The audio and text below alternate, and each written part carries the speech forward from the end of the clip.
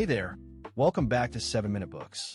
I'm Sam, and today we're diving into Hugo Young's This Blessed Plot, Britain and Europe from Churchill to Blair. Sophie, you and I both read this recently. What struck you most about it? Hey there, Sam. Honestly, it was the title for me. This Blessed Plot is from Shakespeare's Richard II, and Young uses it ironically. It's about England, not Europe. This idea of a sceptred isle that was forged in glorious isolation. And the tragedy is that Britain's success made it almost impossible to accept a diminished role in a shared European project. Right. And Young's central argument is that Britain's problem with Europe isn't really economic or even political. It's cultural and psychological. He says the British elite just couldn't imagine a world where their island wasn't the center of the universe. Exactly. And that's why the book starts after World War II, not in the 1970s. The founding fathers of Europe, Monnet, Schumann, Adenauer, they were driven by a vision to make war between France and Germany unthinkable. But Britain stood aloof because it had just won a war. It saw itself as a victorious global power, not a defeated nation needing rescue. Yeah. The British establishment believed in this idea of three circles: the Commonwealth, the Atlantic Alliance with the US, and then a vague secondary relationship with Europe. Europe was a place to trade with, not to belong to. And Young shows how that mindset persisted even as the empire crumbled.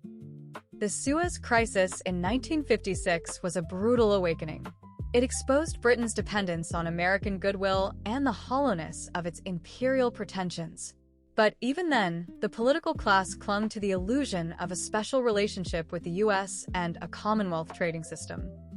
So they watched the European Economic Community form in 1957 and initially dismissed it. But as the Six prospered and Britain's economy lagged, the mood started to shift. Young captures these agonizing internal debates within both the Conservative and Labour parties.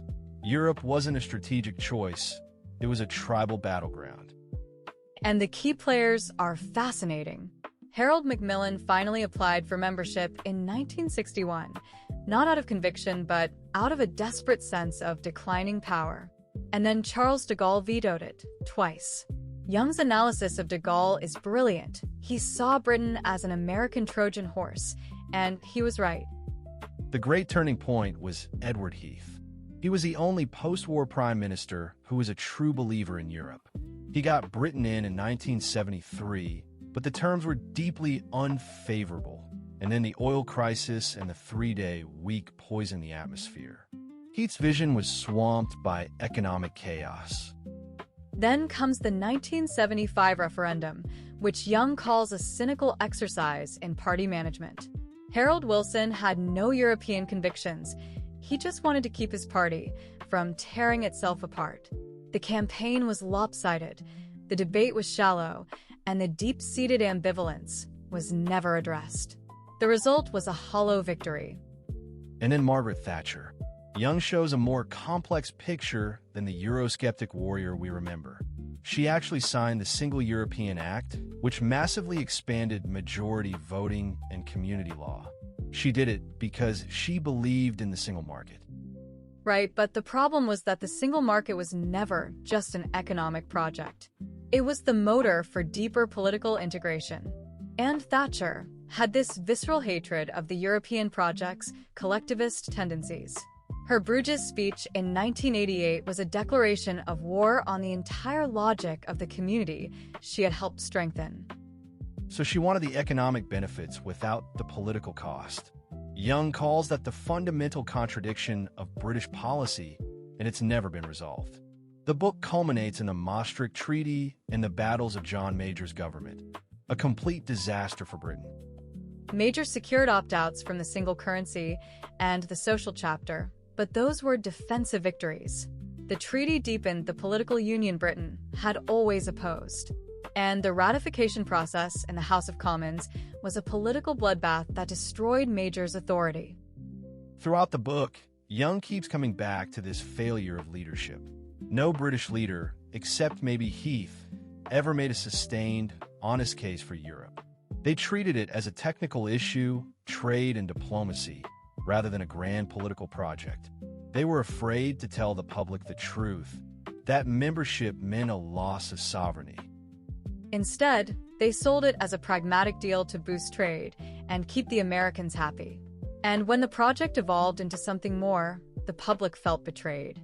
The ever-closer union was always in the treaties, but British leaders chose to ignore it. Young's prose is elegant and filled with quiet anger at these missed opportunities. He acknowledges the EU's flaws, bureaucracy, democratic deficit, but he says those are problems to fix from within. The real failure was a failure of imagination. The book was published in 1998, long before the Brexit referendum. And reading it now, it feels eerily prescient. All the seeds are there. The deep ambivalence, the failure of leadership, the myth of sovereignty, the belief in a global destiny separate from Europe. It's a diagnosis of a national pathology. The blessed plot of England was a powerful myth, but it was also a prison. It prevented the British from seeing that the world had changed, that the only way to have influence was to be at the heart of the new Europe. And by always holding back, by always demanding special treatment, Britain ensured it would never have the influence it craved. Young calls it a self-inflicted wound. The one thing I'm taking away is that leadership matters, and the absence of honest, courageous leadership on Europe has had devastating consequences. Totally. And if you want to go deeper into Young's argument or explore other histories, the whole library's over at 7minutebooks.com/app. It's got over 6,000 fiction and non-fiction titles you can read or listen to in any language.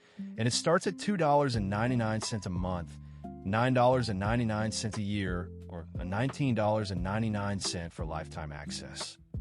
A nation that could never decide what it wanted to be, condemned to perpetual conflict. That's the tragedy of this blessed plot. We'll see you in the next one.